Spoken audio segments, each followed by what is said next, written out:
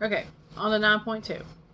The only real difference between 9.2 is that instead of giving you everything kind of laid out and just making you practice the null and the alternative, now you're going to practice with a z-score. I do not like this. I prefer to pick one and stick with it. That might be because I'm a public education teacher and I think that it's my way or the highway sometimes. But the biggest reason is that I understand the p-value better than the constant switching between a z-score and a regular score. I know z-scores and I know what they're used for, but to me, teaching wise, that seems worse. So, let's see, use calculator and hypothesis testing. I don't remember where I got the p-value. I hope they gave it to me. Yeah, they did. I think that what I did was, I went into the calculator. I went to TI-83. You go to tests. Actually, let's do this. You go to stats. You go across to tests, down to a Z test. They gave you the mean. Where the heck's my calculator? Let's do this. Stat tests. Z test is the first thing on there. You want statistics because you don't have a list of data. They gave you the mean in the problem. They gave you a standard deviation for a population in the problem.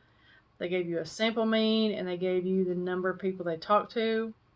Then you just pick which one you're interested in. Not equal to, less than, or greater than. Do not overthink it if you're going to put these in the calculator. Go exactly with either what it says on that paper or what it says in words. Because remember, you read a symbol the exact same way you read words from left to right. If you come to the small end of that arrow first, that means less than. If you come to the big open mouth of that little arrow first, that means greater than. Don't try to make what's shown on this calculator screen match what you are thinking about on the words. Go with it. But you pick not equal to, less than, or greater than. Go to calculate, because draw will just draw you a picture that you have to interpret. Calculate and hit enter. It will spit out your z-score, which we're not going to talk too much about. It will spit out a p-value. The fish or the alpha came from the problem. I wrote those three things down. Wrote down which one was larger, which one was smaller, and my decision. Remember, if the p is smaller, reject it. If the alpha is smaller, keep it. And I did do the same thing I was talking about earlier on most of them. If my p-value came out and it had 7 decimal places, then I made my fish have 7 decimal places. I just added however many zeros I needed behind that 0.05 to make that work. Now, 21. 21 you have to do using the z-scores. They don't give you any other information. I am not going to talk about it too much because it's incredibly difficult, in my opinion, to flip back and forth at this point. You guys are supposed to be learning, and now I'm supposed to be swapping you back and forth. So I wrote them down. You have answers.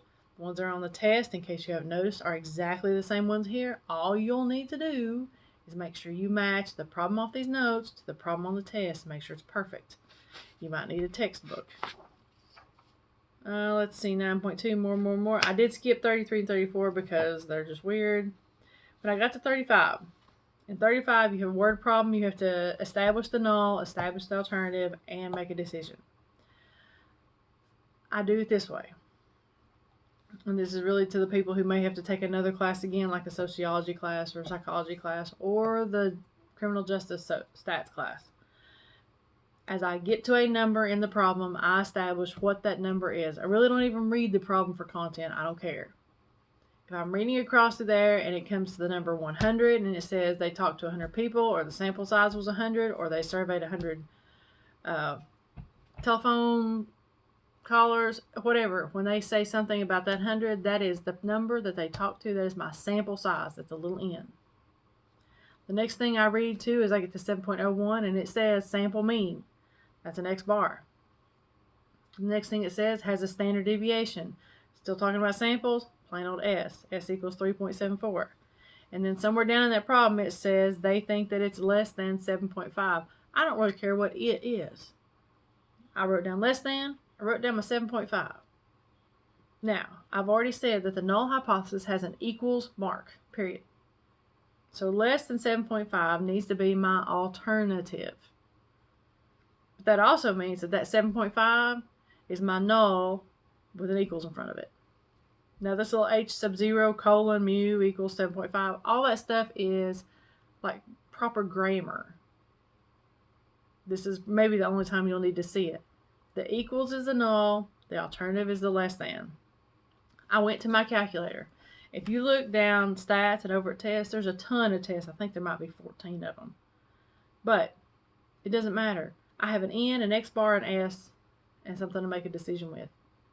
Only one of those options needs those 3 numbers. If you had 5 numbers, then you would have an option that needed all 5 numbers. The way this textbook is written, which I don't like it, we already know that, but the way it's written and the way most are written at this stage is that you only have the numbers that you need to do a single thing. So even if you had no idea what was going on, you could take the 3 numbers you have and one by one look at every single test option on that calculator, and only one of them would work. Which means you could get the answer. It is going to take you a long time. But it's still going to be shorter than having to take this entire class again. To take the time to tiptoe through those and find the one that works for the numbers you have is shorter than taking another 14-week class. So even if you did that, I will tell you that this is another z-test. They gave me information. I plugged it in. It did tell me a significance level of 0.05. When I plugged all this in, my p-value that the calculator spit out was 0.966. That is 0.9. That is 4 decimal places. So I made my alpha into 4 decimal places, 0.0500. So is 966 bigger or smaller than 500? Larger. Keep the null. That is what I did with all of these.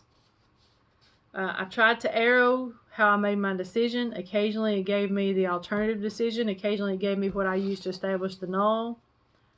I will tell you this, that little sample mean is not part of your hypothesis. That is your evidence. Your hypothesis should be only the number that they say is the truth. Your accepted truth, whatever it is, whether you believe it or not. Your hypothesis is the truth that the general public says is true now, or the experts, or whatever survey they're using. In this case, the census would be the truth. Even if you know that it is not correct, your hypothesis is the accepted truth. Let's see. I think that all these are like that. I tiptoed through all of them. Let's see. I did change to... oh, this is 9.3. I'll stop.